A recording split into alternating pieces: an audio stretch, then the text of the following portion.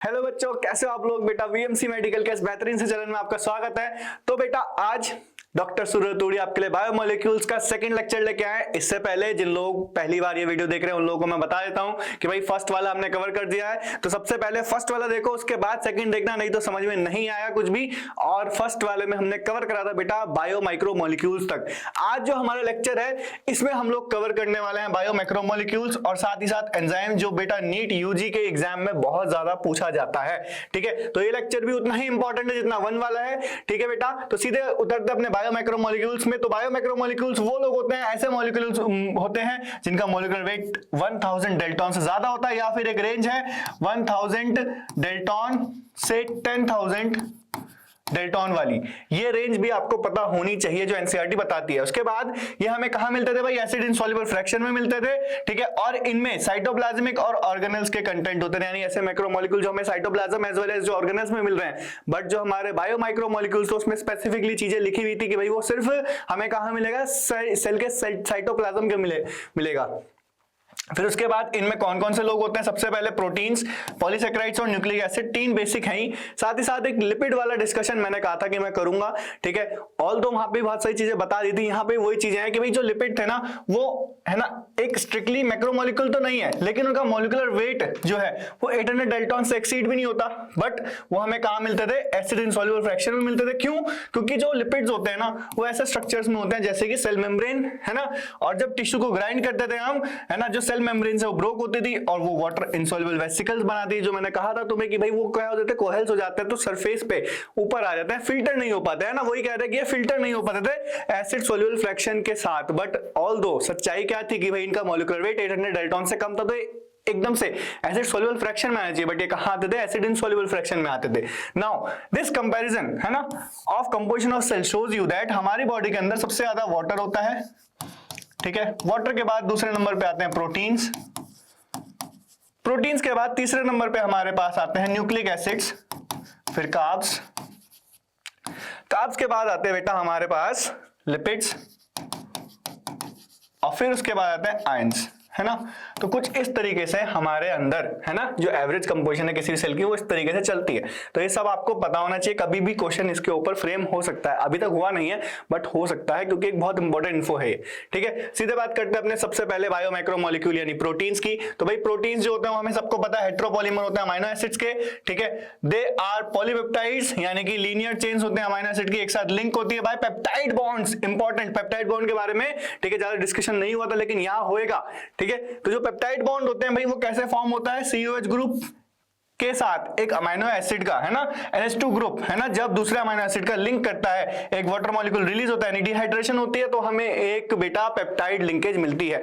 ठीक है, तो अब आप इसे ध्यान से देखोगे तो यहां पे आपको ये वाला मैंने यहां पे, है ना, पेप्टाइड बॉन्ड लिखा हुआ है, तो एक बेटा COOH ग्रुप हम यहां पे लिख लेते, देखो, है ना। तो एक COOH ग्रुप जो था, थोड़ा ऐसे सिंप्लीफाइड फॉर्म में लिख देते हैं, उसके साथ जब एक NH2 ग्रुप, है ना, लिंक हुआ, तो यहां से एक वाटर का मॉलिक्यूल क्या हो जाएगा, रिमूव हो जाएगा।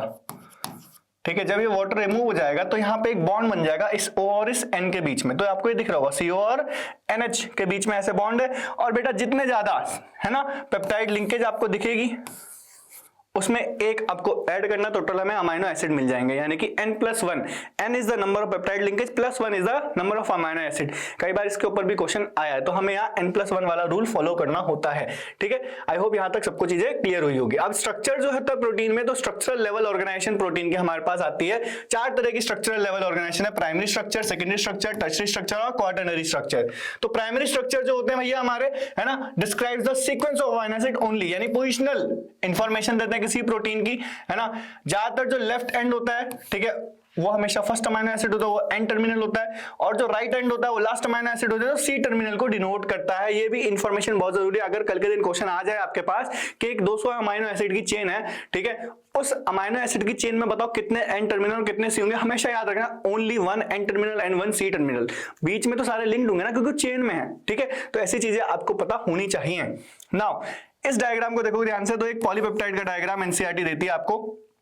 ठीक है, कि बहुत सारे अमीनो एसिड ऐसे लिंक है, तो यहां पे देखोगे तो एक इस पे क्या होगा बेटा, है ना, इस तरफ होगा इसका एक सी टर्मिनल और इस तरफ होगा इसका एक, है ना, एन टर्मिनल, है ना, राइट एंड इस डायग्राम के हिसाब से तो राइट हैंड हो गया इस तरफ, ऐसे देखो राइट हैंड हो गया इस तरफ और हाँ राइट हैंड हो गया इस तरफ यानी सी टर्मिनल और लेफ्ट हैंड हो गया आपका इस तरफ यानी एन टर्मिनल, ठीक है। फिर उसके बाद now moving into the secondary structure, so here one more complex polypeptide chains are folded, है ना, टू फॉर्म अ हेलिक्स, ठीक है। तो इस केस में, है ना, राइट हैंडेड हेलिक्स ज्यादातर देखने को मिलता है, जैसे हमारे केराटिन में प्रेजेंट होता है, ठीक है, जैसे कि हमारा ये अल्फा हेलिक्स स्ट्रक्चर है,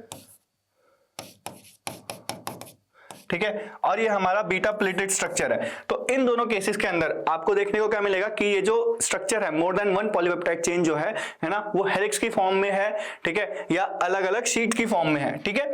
फिर उसके बाद टर्शरी स्ट्रक्चर आता है, तो टर्शरी स्ट्रक्चर जो होता है वो हेलिकल पॉलीपेप्टाइड की चेन जो होती है फर्दर फोल्ड होती है हॉलो वुलन बॉल के स्ट्रक्चर में, जो कि एक उसे 3D व्यू देती है, ठीक है। और जो टर्शरी स्ट्रक्चर होता है वो ज्यादातर बायोलॉजिकल एक्टिविटीज ऑफ प्रोटीन्स के लिए जरूरी होता है, जैसे कुछ मायोग्लोबिन और एंजाइम्स वगैरह जो है ये ऐसे फंक्शनल होते हैं टर्शरी स्ट्रक्चर पे, और कैटालिटिक प्रॉपर्टीज को, है ना, क्या करते हैं, गिव राइज करते हैं, ठीक है। डायग्राम देखोगे तो आपको दिखेगा कि बहुत सारी, है ना, चेन्स जो हैं वो फोल्ड हो रखी हैं, जिसमें से वही बात है कि एक एन टर्मिनल एक सी टर्मिनल, ठीक है। कई बार इसी टर्शरी स्ट्रक्चर में ये जो कैटालिटिक एक्टिविटी होती है एंजाइम्स में, वो क्यों होती है, बिकॉज ऑफ दीज क्रीवाइसिस, है ना, फॉर्म्ड। ये जो क्रेवाइसिस होती हैं, है ना, ये वही एन और सी टर्मिनल के बीच की कुछ, है ना, कनेक्शंस होती है जो बीच में आती हैं, और वहां से कोई भी दूसरी चीज बाउंड होती है उनसे, और वो एक कैटालिटिक एक्टिविटी, है ना, के लिए कॉज करती है। फिर क्वाटरनरी स्ट्रक्चर की बात करते हैं भाई। जो क्वाटरनरी स्ट्रक्चर होता है उसमें more than one polypeptide chain from the tertiary structure, है ना, from the tertiary structure each chain function as subunit of protein, मतलब मल्टीपल टर्शरी स्ट्रक्चर की जो बेसिकली, है ना, तुम्हारी पॉलीपेप्टाइड की चेन्स होंगी, ठीक है, वो एक साथ आएंगे और क्वाटरनरी स्ट्रक्चर बनाएंगे। जैसे हीमोग्लोबिन इसका एग्जांपल है ना, जिसमें बेटा 4 सब यूनिट होती हैं, 2 सब यूनिट होती है अल्फा की, ठीक है, और 2 सब यूनिट होती है बीटा की, ठीक है। फिर उसके बाद इस डायग्राम को देखोगे तो यहां दिखने को मिलेगा तुम्हें कि बहुत सारी टर्शरी, है ना, स्ट्रक्चर की यूनिट्स हैं, ठीक है। फिर उसके बाद बेटा मैं आप लोगों को यहाँ पे एक चीज बताना चाहता हूं, है ना, नेचर ऑफ बॉन्डिंग, है ना। नेचर ऑफ बॉन्डिंग में क्या होता है कि जो हमारे प्राइमरी स्ट्रक्चर होता है उसमें सिर्फ पेप्टाइड बॉन्ड होता है, ठीक है। जो सेकेंडरी स्ट्रक्चर होता है उसमें पेप्टाइड बॉन्ड के साथ साथ हमें क्या देखने को मिलता है बेटा, इंटरमॉलिक्यूलर हाइड्रोजन बॉन्डिंग या इंट्रामॉलिक्यूलर हाइड्रोजन बॉन्डिंग, यानी हाइड्रोजन बॉन्ड भी एक नया चीज आ गया, ठीक है। जब हम टर्शरी स्ट्रक्चर की बात करते हैं वहां हमें नए नए तरह के बॉन्ड भी देखने को मिलते हैं जो उस स्ट्रक्चर को स्टेबलाइज करते हैं, ठीक है। जैसे कि आपका टर्शरी स्ट्रक्चर में हमें एक स्पेशल टाइप ऑफ बॉन्ड देखने को मिलता है जिसका नाम होता है डाइसल्फाइड लिंकेज, ठीक है। उसके बाद ये हम ऑलरेडी पढ़ चुके हैं, जो बच्चा 11th क्लास का पहली बार से देख रहा है तो बेटा 12th में वेट करे, 12th में आओगे आपको सब बारे पढ़ाया जाएगा, डाइसल्फाइड लिंकेज के बारे में काफी डिस्कशन है वहां पे, है ना। फिर उसके बाद जो और एक नया बॉन्ड होता है वो होता है वेंडर वॉल इंटरेक्शंस, आयनिक इंटरेक्शंस, है ना, ये सब हमें क्वाटरनरी स्ट्रक्चर में भी देखने को मिलता है। तो बेसिकली सबसे ज्यादा एडवांस फॉर्म जो होगी उसमें सारे ही बॉन्ड्स होंगे हमारे, ठीक है, और जो सबसे ज्यादा लोअर फॉर्म होगी उसमें हमारे पास सिर्फ स्पेसिफिक बॉन्ड्स देखने को मिलेंगे। तो ये इन्फो यहाँ तक की आपको बहुत जरूरी है जाननी, ठीक है।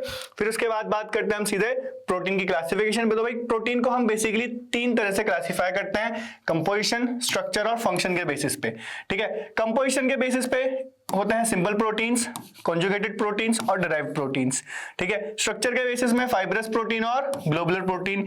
ये वाली जो है ये हमारे सिलेबस में कहाँ है लेकिन कहाँ है, केमिस्ट्री में है, बायोमोलिक्यूल्स 12th क्लास वाला जो चैप्टर है वहां है, तो वहां तुम्हें जरूर देखने को मिलेगी ये वाली, ठीक है। फंक्शन वाली भी हमारी इसी चैप्टर में है और कंपोजिशन सिंपल वाली, कंपोजिशन के बेस वाली भी हमारी इसी चैप्टर में है। तो मैं आप लोगों को बता देता हूँ, सिंपल प्रोटीन्स वो प्रोटीन्स होते हैं जो एक्सक्लूसिवली सिर्फ किससे बनते हैं, प्रोटीन से बनते हैं, यानी अमाइनो एसिड से ही बनेंगे, ठीक है। ज्यादातर सिर्फ अमाइनो एसिड वाले लोग होते हैं, जैसे कि आपके, है ना, कुछ एंजाइम्स होते हैं, ठीक है, कुछ प्रोटीन्स होते हैं, पेप्टोन्स होते हैं, ठीक है, पेप्सिन होता है, ठीक है, ये सारे जो एंजाइम्स होते हैं, और कुछ प्रोटीन्स होते हैं, सिंपल प्रोटीन्स होते हैं, ठीक है। कॉन्जुगेटेड प्रोटीन्स की एक खास बात यह है कि इनके साथ कुछ नॉन प्रोटीन पार्ट भी जुड़ा हुआ होगा, ठीक है। जैसे कि आप एक एग्जाम्पल के तौर पर ले सकते हो, ठीक है, हम बोलते हैं ग्लाइकोप्रोटीन, जो हमने सेल मेम्ब्रेन में पढ़ा है, हम बोलते हैं लिपोप्रोटीन, जो हम पढ़ेंगे, ठीक है, आगे चैप्टर हार्मोन वाले चैप्टर में, है ना। तो कुछ ऐसे प्रोटीन जिनमें एक ग्लाइको यानी कि शुगर वाला ग्रुप प्रोटीन के साथ ज्वाइंट है, एक लिपो यानी लिपिड वाला ग्रुप किसी प्रोटीन के साथ ज्वाइंट है, वो हमारे कॉन्जुगेटेड प्रोटीन्स में आते हैं।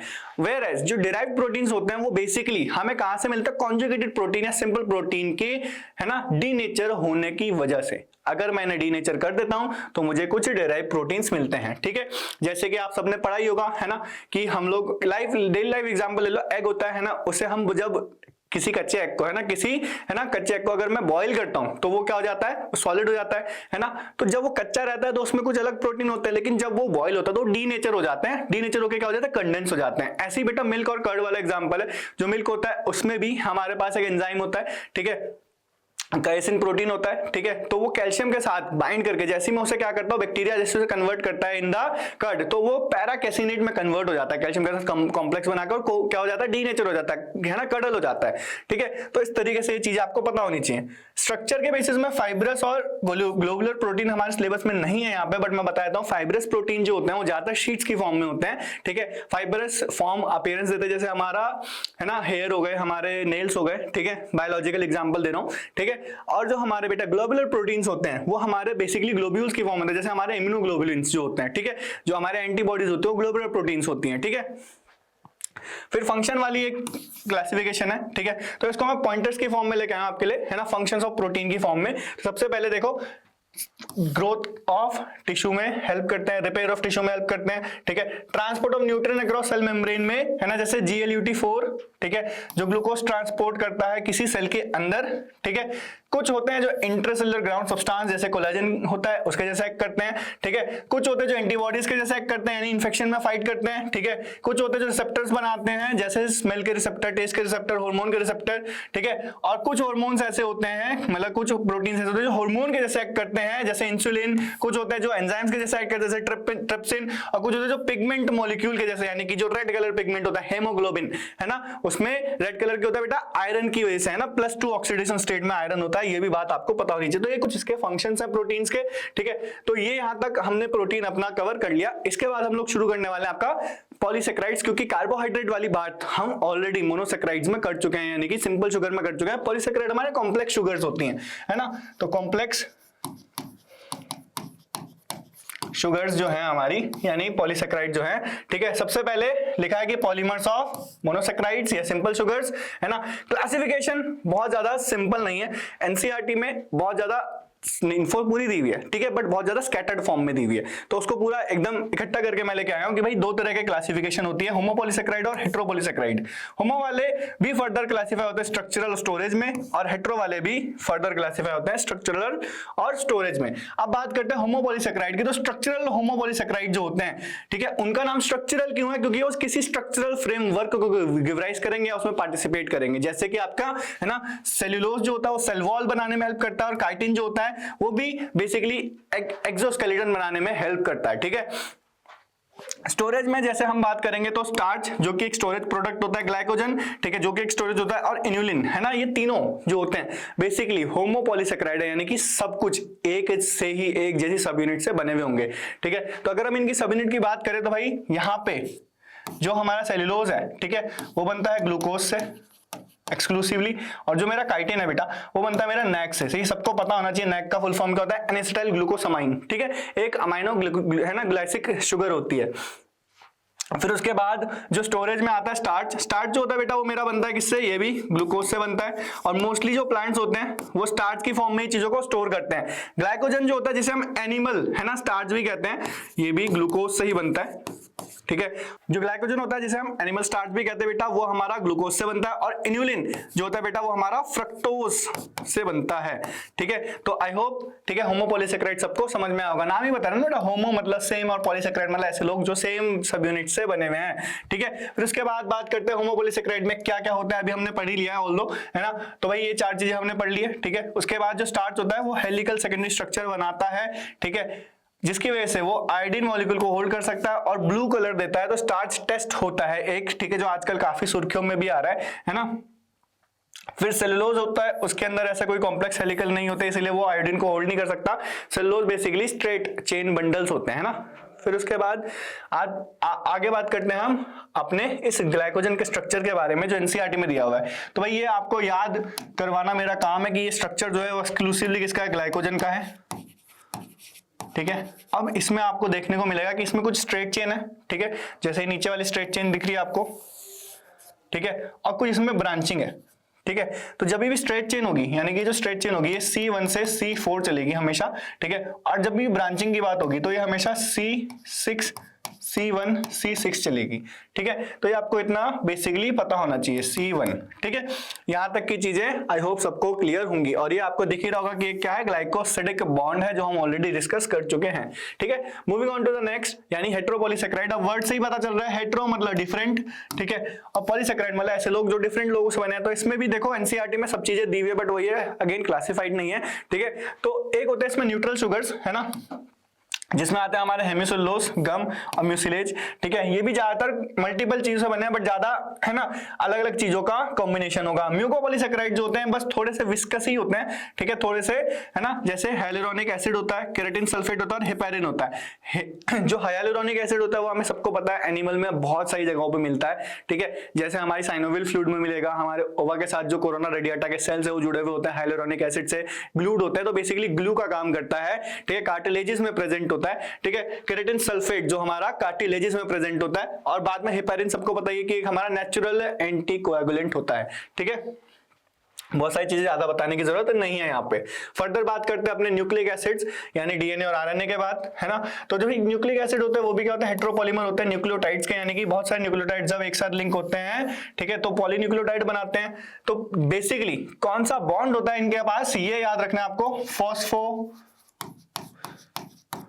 डाई ईस्टर बॉन्ड कह लो या लिंकेज कह लो, ये आपको बेसिकली पता होना चाहिए, ठीक है भाई। नाउ कितने टाइप के न्यूक्लिक एसिड होते हैं, दो टाइप के। सबसे पहले होते हैं डीएनए यानी डीऑक्सीराइबोन्यूक्लिक एसिड, और दूसरे होते हैं आरएनए राइबोन्यूक्लिक एसिड।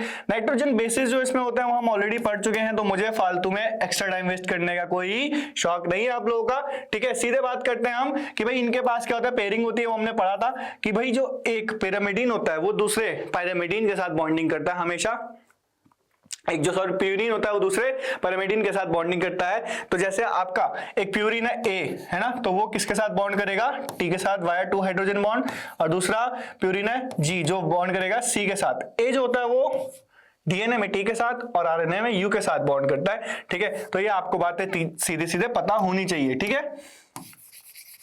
फिर उसके बाद बात करते हैं थर्ड कि भाई यही चीज हमने पढ़ ली है ऑलरेडी। सीधे बात करते हैं अपने कि भाई स्ट्रक्चर कैसा होता है डीएनए का, ठीक है। जो डीएनए का स्ट्रक्चर होता है वो प्रेजेंट किसने करा था, वॉटसन एंड क्रिक ने करा था, जो डबल हेलिक्स मॉडल था, ठीक है, बहुत फेमस डबल हेलिक्स मॉडल था। इसमें बेसिकली उन्होंने बहुत सारे डिफरेंट स्ट्रक्चर्स का मतलब डीएनए टाइप्स को बताया था कि ABCD तरह के होते हैं, ठीक है। डीएनए जो होता है उसमें 2 पॉलीन्यूक्लियोटाइड स्ट्रैंड्स होती हैं जो एक दूसरे के एंटी पैरेलली अरेंज होती है, ऐसा डबल हेलिक्स, ठीक है। डीएनए के अंदर जो न्यूक्लियोटाइड होता है उसमें नाइट्रोजन बेस होता है, डीऑक्सीराइबोस शुगर होती है और फॉस्फेट ग्रुप होता है, क्योंकि डीएनए है तो इसलिए शुगर कौन सी है, डीऑक्सीराइबोस। बार बार बोला है मैंने, प्रीवियस लेक्चर में ही बोला है, इस लेक्चर में भी बोल रहा हूं, बहुत सारे बच्चे इसी में ही सिली मिस्टेक करके आ जाते हैं, ठीक है।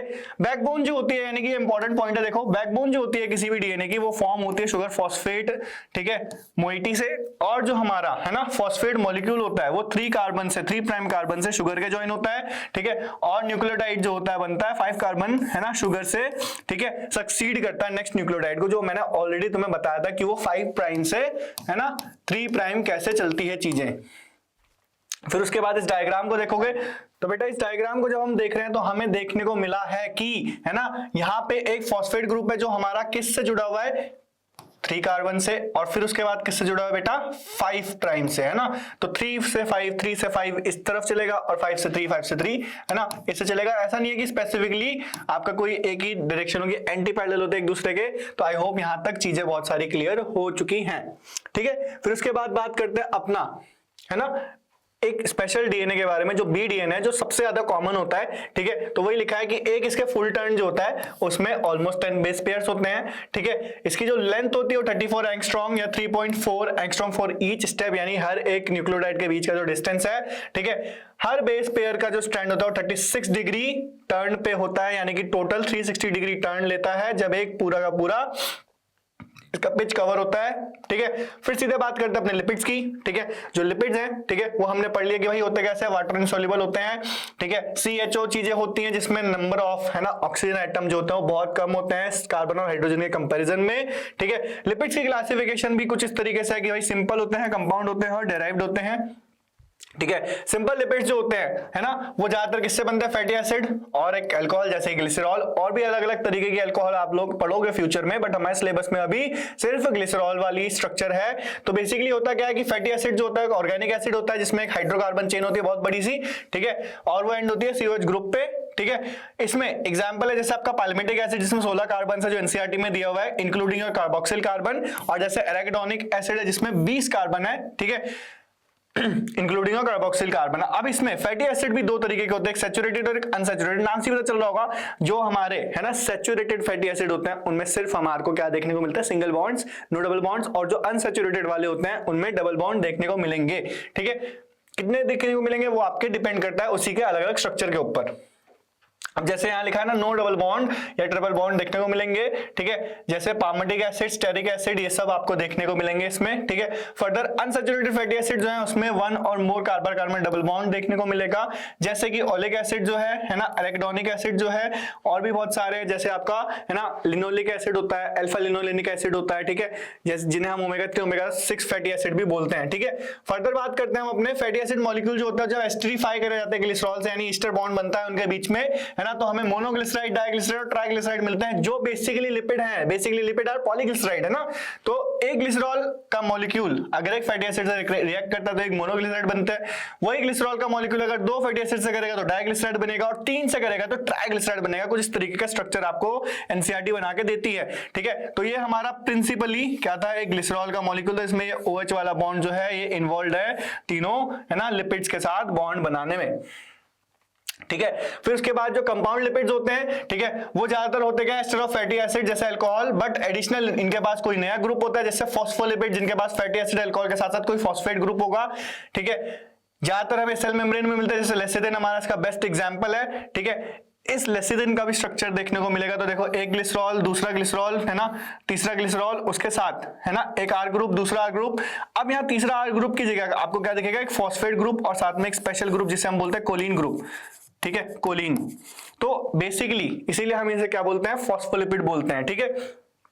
तो ये सारी चीजें आपको एक कंपाउंड लिपिड में देखने को मिलेगी, और भी कंपाउंड लिपिड होते हैं हमारे पास, बट हमारा प्रिंसिपल एग्जांपल यही है, ठीक है। फिर बात करते हैं ड्राइव लिपिड की, तो भाई ये होते क्या है, ये ऐसे प्रोडक्ट्स होते हैं जो सिंपल लिपिड के हाइड्रोलिसिस या कंपाउंड लिपिड के हाइड्रोलिसिस में मिलते हैं, जैसे कोलेस्ट्रॉल, ठीक है। स्टेरॉइडल मॉलिक्यूल में कोलेस्ट्रॉल जो होता है इसकी फर्दर क्लासिफिकेशन होती है आपकी ड्राइव की, ठीक है। इसी में टर्पिनॉइड्स भी आते हैं, जो मैंने कहा था कि टर्पिनॉइड्स भी पढ़ेंगे, ठीक है।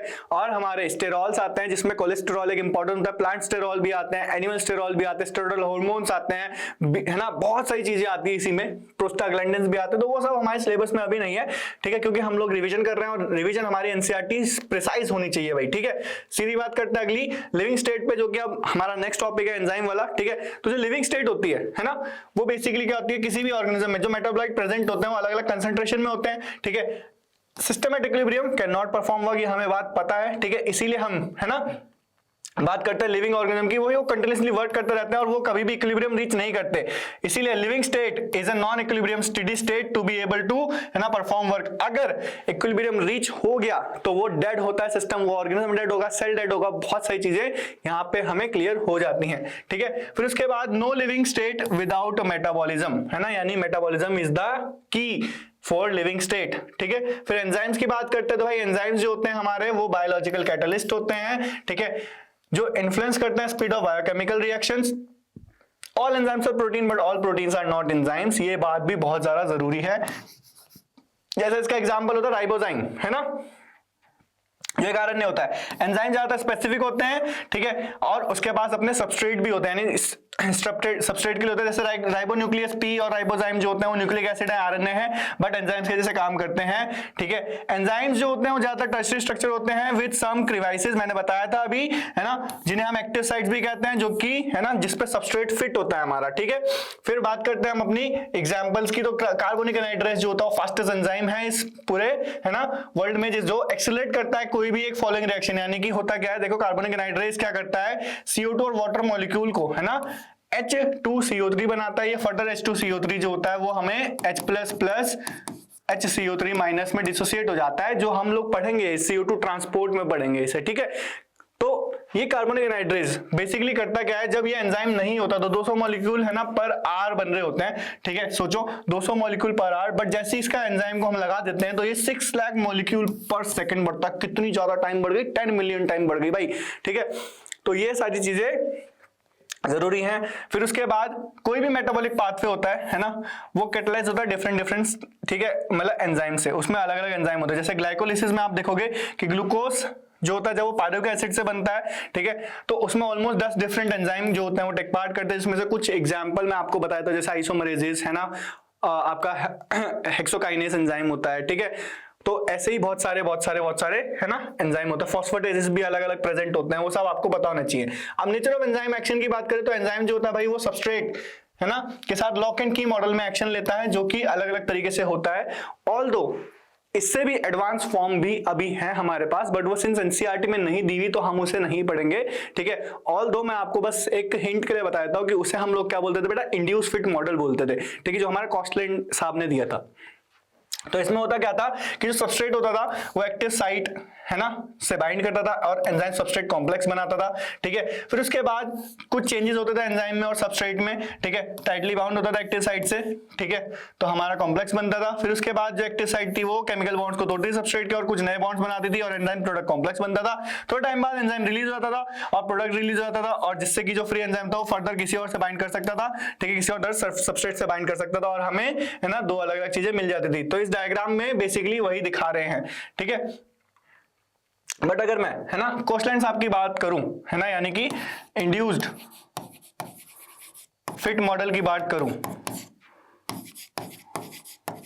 तो इसमें क्या हुआ था, इन्होंने बोला किसी भी एंजाइम के पास ना दो साइट्स होती हैं, एक होती है बटरेसिंग साइट और दूसरी होती थी कैटालिटिक साइट, ठीक है। एंजाइम जो होता था, ठीक है, उसकी बटरेसिंग साइट सबस्ट्रेट से एनकाउंटर करती थी और एक्चुअल कैटालिसिस आपकी सबस्ट्रेट और एंजाइम की, यानी सबस्ट्रेट की catalysis product formation catalytic site पे होती थी। तो इतना बेसिकली आपको पता होना चाहिए बस, है ना। फिर उसके बाद सीधे बात करते हैं कैसे एंजाइम ये सब चीजें ये रिएक्शन कैसे करते हैं, यानी कि हमारा कंसेप्ट ऑफ एक्टिवेशन एनर्जी होता क्या है। एक्टिवेशन एनर्जी जो होती है वो कुछ एडिशनल एनर्जी होती है जो किसी रिएक्शन को स्टार्ट करने के लिए चाहिए, है ना, केमिस्ट्री वाला पार्ट है। तो बेसिकली बायोकेमिकल रिएक्शन के अंदर एंजाइम इस एक्टिवेशन एनर्जी को लो कर देता है, ब्रिंग डाउन कर देता है, जिसकी वजह से स्पीड जो होती है वो बढ़ जाती है ना। स्पीड बढ़ जाती है, इसकी वजह से क्या होता है, ये जो एक्सोथर्मिक या एंडोथर्मिक रिएक्शन होती है इसमें सबस्ट्रेट जो होता है बहुत सारी हायर एनर्जी स्टेट्स पे होता है, ठीक है। इसीलिए हम यहाँ पे इन स्टेट्स को ट्रांजिशन स्टेट एनर्जी भी कहते हैं, ठीक है। देयरफॉर एक्टिवेशन एनर्जी जो होती है वो डिफरेंट होती है अलग अलग, है ना, एवरेज एनर्जीज की, ठीक है, जो कि substrate and transition state energy को है ना बता रही है। अब इस डायग्राम को देखोगे अगर ध्यान से तो बेसिकली देखो सबस्ट्रेट जो है वो हायर एनर्जी लेवल पे, प्रोडक्ट जो है वो लोअर एनर्जी लेवल पे है, ठीक है। फिर उसके बाद जब सबस्ट्रेट एक ट्रांजिशन स्टेट पे आता है तो यहाँ पे एक ट्रांजिशन स्टेट एनर्जी होती है, बट ये जो एक्टिवेशन एनर्जी है यानी कि इस नॉर्मल स्टेट से ऊपर वाली स्टेट का बीच का डिफरेंस उसे बोलता है एक्टिवेशन एनर्जी, ठीक है। विदाउट एंजाइम वो हाई है, लेकिन एंजाइम लगाते ही ब्लू कलर की जो लाइन आ रही है, ऑल दोनों का रिजल्ट सेम है, लेकिन वो एक लो है, एक्टिवेशन एनर्जी क्या है, कम हो गई, जिसकी वजह से स्पीड बढ़ गई, है ना, प्रोग्रेशन ऑफ रिएक्शन तेज हो गया। देखो ये वाली रिएक्शन इसका पीक जो है वो ऑलमोस्ट इस जगह पे आ रहा है, इसका पीक जो है वो ऑलमोस्ट इस जगह पे आ रहा है, तो कुछ डिफरेंस तो आ गया ना, वही चीज बता रहे हैं, ठीक है। तो if the product is at lower energy level, है ना, अगर प्रोडक्ट लोअर एनर्जी लेवल पे होता है तो उसे हम एक्सोथर्मिक रिएक्शन कहते हैं, जो स्पॉन्टेनियस जो अपने आप होती है ना, उसमें कोई एनर्जी नहीं लगती। लेकिन बेसिकली हम किसकी पढ़ते बेटा, हम एंडोथर्मिक रिएक्शंस को पढ़ते हैं, ठीक है। मोस्टली बायोलॉजिकल रिएक्शंस भी एंडोथर्मिक होती हैं, यानी कि जिसमें एनर्जी रिलीज होती है हमें, ठीक है। फिर उसके बाद फैक्टर्स जो होते हैं एंजाइम एक्टिविटी को अफेक्ट करते हैं, उसमें से एक होता है टेम्परेचर एंड पीएच, ठीक है, कंसंट्रेशन ऑफ सबस्ट्रेट, और तीसरा होता है प्रेजेंस ऑफ इनहिबिटर, ठीक है। सबसे पहले बात करें टेम्परेचर और पीएच की, तो ये ग्राफ है, ठीक है, जिसमें आपको दिखेगा कि एंजाइम एक्टिविटी और टेम्परेचर के अगेंस्ट और एंजाइम एक्टिविटी और पीएच के अगेंस्ट मैंने प्लॉट कर रखा है, ठीक है। एनसीईआरटी में भी सेम ग्राफ दिया हुआ है। तो इसमें देखोगे तो एंजाइम जो होते हैं वो अपनी हाईएस्ट एक्टिविटी दिखाते हैं ऑप्टिमम टेम्परेचर और पीएच में, एक्टिविटी डिक्लाइन करती है बिलो दिस ऑप्टिमम वैल्यू, ठीक है। तो आप देखोगे कि अगर मैं इस ऑप्टिमम वैल्यू को देखूं तो यहाँ पे एक एवरेज मीन वैल्यू है, ठीक है, जिसके रिस्पेक्ट में एंजाइम की एक्टिविटी बहुत हाई है। ऐसे पीएच को देखोगे तो इस पर्टिकुलर पॉइंट पे एंजाइम की एक्टिविटी बहुत ज्यादा हाई है, ठीक है। तो जो बेटा यही ऑप्टिमा बता रहा है ना, यही चीजें गवर्न करता है। तो लो टेम्परेचर, अगर टेम्परेचर की बात करें, एंजाइम जो होते हैं वो इनएक्टिव होते हैं, यानी कि यहाँ पे ऑलमोस्ट एंजाइम इनएक्टिव ही है, ठीक है। लेकिन जैसे टेम्परेचर बढ़ता है, ठीक है, तो वो अपने मैक्सिमम पोटेंशियल पे आता है। फिर जब मैं इसे डिक्रीज करता हूँ, यानी टेम्परेचर को और बढ़ाता हूँ, यानी इधर से टेम्परेचर को और बढ़ाता हूँ, चलता हूँ, तो क्या होता है, हायर टेम्परेचर इसका स्ट्रक्चर डिस्ट्रॉय कर देता है और एंजाइम डीनेचर हो जाता है हीट की वजह से। सेम केस अगर हम बात करें, है ना, inorganic catalyst although high temperature बहुत अच्छा काम करता है, बट एंजाइम जो होता है वो डैमेज हो जाता है 40 डिग्री से ज्यादा के टेम्परेचर में। बट एक इसका एक्सेप्शन हम लोगों को पता ही है, जो लोग 12th पढ़ के आए हैं यहाँ पे, है ना, बायोटेक्नोलॉजी में मैंने बताया था कि थर्मस एक्वाटिकस से निकलता है एक एंजाइम, है ना।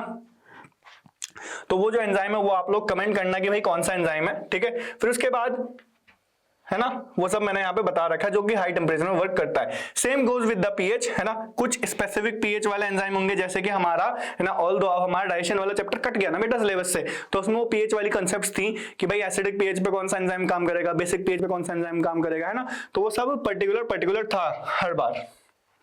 नाउ कंसेंट्रेशन ऑफ सबस्ट्रेट को देखोगे तो आपको ये डायग्राम ना बहुत कॉम्प्लेक्स है और बच्चों को बहुत कंफ्यूजन होती है कि सर ये डायग्राम जो है ना ये समझ नहीं आया। देखो होता क्या है, एक जगह प्लॉट हो रहा है वेलोसिटी ऑफ रिएक्शन, यानी कि कितने स्पीड से रिएक्शन हो रही है, दूसरी जगह प्लॉट हो रहा है सबस्ट्रेट की कंसंट्रेशन बेसिकली, ठीक है। तो सबस्ट्रेट की कंसंट्रेशन अगर मैं बढ़ा रहा हूं, है ना, देखो शुरू कर रहा हूं और बढ़ा रहा हूं तो एक पॉइंट पे आके ये स्पीड जो है रिएक्शन की वो क्या हो गई, सैचुरेट हो गई, स्पीड सैचुरेट हो गई। इसका मतलब क्या है कि अब एंजाइम की जितनी भी एक्टिव साइट थी सारी ऑक्यूपाई हो गई। अब ज्यादा नंबर ऑफ सबस्ट्रेट बढ़ाने से, है ना, एक्टिविटी फास्ट नहीं होगी, enzyme is now completely occupied, यही बताता है। इसीलिए कंसंट्रेशन ऑफ सबस्ट्रेट भी बताता है कि with the increase in the substrate concentration the velocity of enzyme action rises at first and reaches a maximum Vmax value, ठीक है।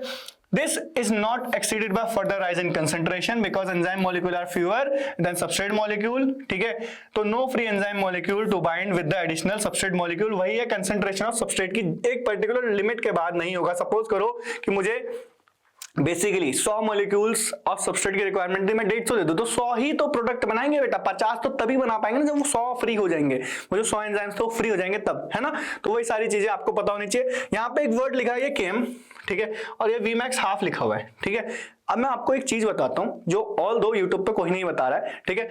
Km का मतलब क्या होता है, Km का मतलब होता है कि कांस्टेंट है, मिशेलिस एंड मेंटन कांस्टेंट, ठीक है। ये दो साइंटिस्ट थे जिन्होंने ये डिस्कवर करा था। इन्होंने बोला कि जिसका Km, है ना, सिंपल सी भाषा में बता रहा हूं जिससे कि, क्योंकि हम रैपिड रिवीजन कर रहे हैं, इतना कॉन्सेप्ट समझाने का टाइम नहीं है, ठीक है। क्वेश्चन आएगा तो आप क्लिक करके मार दो इसे बस, ठीक है। तो जो Km होता है, सीधी सी बात, जिसका Km जितना ज्यादा कम हो उतना बेटर एंजाइम। आपको बस ऐसे क्वेश्चन करना है, क्वेश्चन पूछा जाएगा, ठीक है, तो आपको बस ऐसे आंसर करना है, ऐसी चीज ढूंढनी है। तो सपोज करो अगर मैं कोई दूसरा, है ना, ग्राफ प्लॉट कर दूं, रेड कलर से मैं दूसरा कोई ग्राफ प्लॉट कर रहा हूं, जिसमें आपको देखने को मिलेगा कि इस वाले कर्व में यहाँ पे जो Km है ना, यानी कि जो Vmax है वो ऑलमोस्ट उसका Km क्या है, ज्यादा है, ठीक है। यानी कि Km रेड वाला, ठीक है, वो क्या है, बड़ा है Km ब्लू वाले से। तो इसका मतलब क्या है कि ब्लू वाला इज बेटर एंजाइम,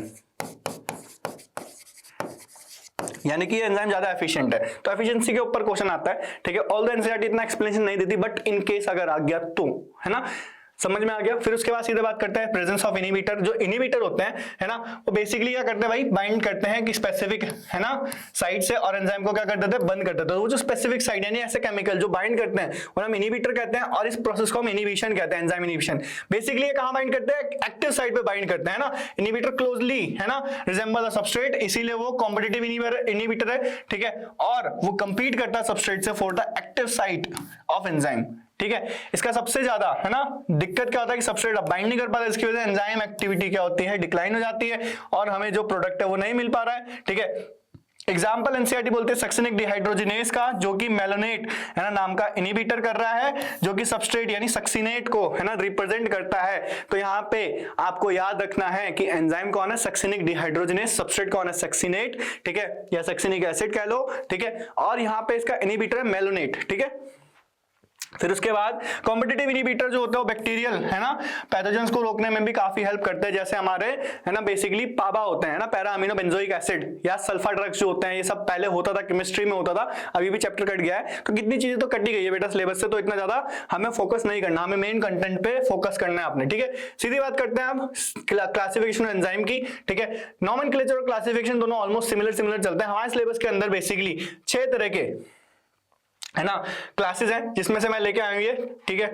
3 यहाँ पे हैं। सबसे पहले होता है ऑक्सीडोरिडक्टेज, ठीक है, इन्हें हम डिहाइड्रोजनेसिस बोलते हैं। ये क्या करते हैं, ये ऑक्सीडेशन रिडक्शन करते हैं बिटवीन 2 सबस्ट्रेट, जैसे कोई रेड्यूस और कोई ऑक्सीडाइज सबस्ट्रेट था, उससे, है ना, यहाँ पे एरो नहीं आया, उससे क्या हो जाएगा, ये ऑक्सीडाइज हो जाएगा और ये सबस्ट्रेट हो जाएगा जैसे ही मैं एंजाइम लगाऊंगा। ऐसे ही, है ना, हमारा कोई ट्रांसफरेजेस था, कैटेलाइज करता है transfer of one group other than hydrogen, जैसे ये सबस्ट्रेट कोई ग्रुप लेके आता और एक ये दूसरा सबस्ट्रेट था, ठीक है। रिएक्शन कंप्लीट होने के बाद इसके पास, अच्छा मैं ऐसे ना मिटाई देता हूं, ठीक है, जिससे कि आप लोग ना कंफ्यूज हो जाओगे। कभी कभी छोटे मोटे ये एरर्स हो जाते हैं, डोंट वरी, है ना। देखो अब यहां से होगा क्या कि ये जो होगा ये S रिड्यूस, ठीक है, जो था वो S डैश रिड्यूस हो गया और जो हमारा S डैश ऑक्सीडाइज था वो S ऑक्सीडाइज हो गया, ठीक है। सिमिलरली आप अगर इसे देखोगे,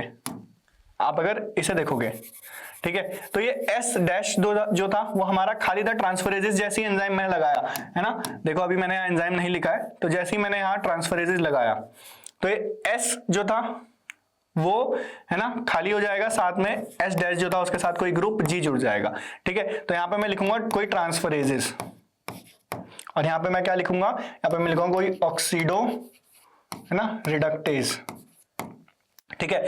तो ये चीजें, हाइड्रोलिसिस जो होते हैं वो क्या करते हैं, वो हाइड्रोलिसिस करते हैं किसी Easter, ether, peptide, glycosidic, CC bond, CH halide bond, है ना, CPN, है ना, PN बॉन्ड, ये सारी चीजें ये सब करते हैं जो कि बेसिकली, है ना, वाटर को ऐड कर देते हैं, ठीक है। फिर उसके बाद आते हैं हमारे नेक्स्ट लाइसिस, जो कैटेलाइज करते हैं removal of a group by mechanism of other than hydrolysis, यानी लीविंग डबल बॉन्ड। जैसे कि इस डायग्राम में देखोगे कि इस पर्टिकुलर सबस्ट्रेट के पास X और Y था, लेकिन, है ना, जैसे ही यहाँ पे क्या लगेगा बेटा, लाइसिस लगेंगे, तो ये क्या करेंगे, इस XY को रिमूव कर देंगे, यहाँ पे डबल बॉन्ड लीव कर देंगे, ठीक है।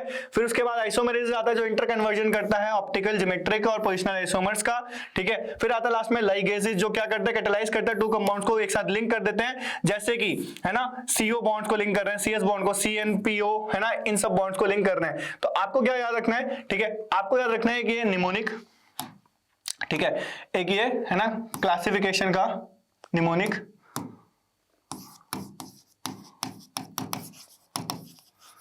साथ ही मैं आपको ना एक नोमेनक्लेचर का भी चीज बता दूंगा, ओथ, ठीक है, ऑक्सीडोरिडक्टेज, ट्रांसफरेज, हाइड्रोलेज, लाइसिस, आइसोमेरेसिस, लाइगेसेस, ठीक है। ये 6 क्लासेस हमारे पास सिलेबस में है। साथ ही साथ अगर बात करें नोमेनक्लेचर की, तो आपको कैसे पहचानना है कि कोई बंदा एंजाइम है या नहीं है, सबसे पहले आपको उसमें ASE लिखा हुआ देखना है उसके, है ना, जो बेसिकली सफिक्स है, ठीक है। फिर उसके बाद अगर कोई, है ना, प्रो वर्ड किसी के आगे प्रीफिक्स में लगा हुआ है, ठीक है, जैसे प्रो एंजाइम पेप्सिनोजन, है ना, प्रोरेनिन, है ना, या प्रोजाइमेज, तो वो भी आपको समझना है कि वो एंजाइम है। बाकी सारे जो कोड नोमेनक्लेचर है वो हमारे सिलेबस में नहीं है, हमारे पास बच नहीं। जैसे ऑक्सीडोरिडक्टेज मैंने बोला तो ऑक्सीडेशन रिडक्शन वाली रिएक्शन करेगा, तो वो बेसिकली उसके नाम पे है, ट्राइबल नेम्स पे है। कुछ ट्राइबल नेम मतलब पुराने वाले नेम भी है, जैसे पेपिन पपाया से मिलता था, है ना, ब्रोमेलिन, है ना, हमारा एंजाइम पाइनएप्पल से मिलता था, ठीक है। तो ये सारी चीजें हैं जो है हमारे सिलेबस में, बट इतनी ज्यादा नहीं है, ठीक है। फिर सीधे बात करते हैं हम अपनी, है ना, जो नॉन प्रोटीन कंस्टिट्यूएंट होते हैं, ठीक है, वो एंजाइम से बाइंड होते हैं, तो एंजाइम को कैटालिटिक एक्टिविटी प्रोवाइड करते हैं, ठीक है। जैसे कि हमारा एपो एंजाइम जो होता है वो प्रोटीन पार्ट होता है, ठीक है, लेकिन उसके साथ अगर मैं कोफैक्टर जोड़ दूं, अगर मैं क्या जोड़ दूं, कोफैक्टर, तो एक होल एंजाइम बनता है और वो कैटालिटिक होता है, ठीक है। अब इसमें जो कोफैक्टर होते हैं, है ना, वो अगर मैं एंजाइम से हटा दूं तो उसकी कैटालिटिक एक्टिविटी लॉस हो जाती है। इसी कोफैक्टर की क्लासिफिकेशन है हमारी एनसीईआरटी में दी हुई है। तो ये बोलते हैं भाई कोफैक्टर जो है वो बेसिकली 3 तरह का होता है ना। अब यहां पे ध्यान से देखोगे, एक होते हैं जो हमारे ऑर्गेनिक होते हैं, ठीक है, और एक होता है जो हमारा सिर्फ इनऑर्गेनिक होता है। ऑर्गेनिक वाले के अंदर आता है प्रोस्थेटिक ग्रुप और कोएंजाइम्स। जो प्रोस्थेटिक ग्रुप होता है वो टाइटली बाउंड करता है हमारे एपोएंजाइम से, और जो कोएंजाइम्स होते हैं वो लूजली बाउंड करते हैं हमारे एपोएंजाइम से, इंट्रांसिएंट रहते हैं, ठीक है। अब प्रोस्थेटिक ग्रुप का एग्जांपल एनसीईआरटी बोलते हैं कि भाई हेम है, जैसे हमारा, है ना, पेरोक्साइडेज एंजाइम का, है ना, प्रोस्थेटिक ग्रुप है जो हेम है, ठीक है। ऐसे ही हमारा कोएंजाइम का एग्जांपल एनसीईआरटी बोलते हैं, जैसे कोएंजाइम ए सबने पढ़ा सिट्रिक एसिड साइकिल में, है ना, जो हमारा लिंक रिएक्शन होती है वहां कोएंजाइम ए नेसेसरी होता है जो कि एंटर दिलाता है पायरुविक एसिड को इनटू दी माइटोकॉन्ड्रिया, है ना। तो ये सब चीजें आपको पता होनी चाहिए, बहुत बेसिक चीजें हैं। तो कोएंजाइम है, NADP है ना, रिडक्टेज, फॉस्फेटेज, जितने भी होते हैं सब के सब, है ना, सब के सब हमारे कोएंजाइम होते हैं। मेटल आयन की बात करें तो ये इनऑर्गेनिक होते हैं, ये भी लूजली बाउंड होते हैं, ठीक है। जैसे आपका NCERT बताती है कि जिंक होता है जो कार्बोक्सी पेप्टाइडेजेस में होता है ना।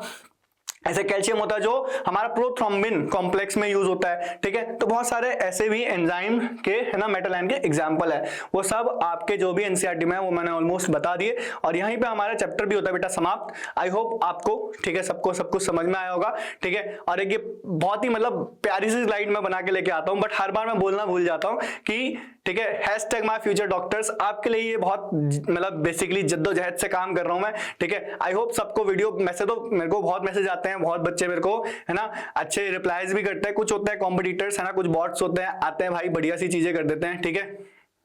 वही मोटिवेशन होता है आपके लिए आगे काम करने का, ठीक है, कि जब तक अदर पर्सन आपको क्रिटिसाइज नहीं करेगा तब तक आप काम कैसे करोगे यार, है ना। तो इसीलिए जरूरी है इन सब की भी इंपॉर्टेंस, ठीक है। बट आप अपने काम पे लगे रहेंगे, आपको ये वीडियोस, है ना, लाइक करनी है, कमेंट करते रहना है, शेयर करना है और लोगों को, जिससे कि वो भी पढ़ सके, ठीक है। तब तक के लिए बेटा मिलते हैं आपसे नेक्स्ट किसी वीडियो में, ठीक है। आई होप सबको समझ में आएगा। तो बेटा take care, good night, bye bye, ठीक है। जो भी आप जिस भी स्टेट में देख रहे हैं, गुड मॉर्निंग, गुड नाइट, है ना। मिलते हैं आपसे नेक्स्ट वीडियो में।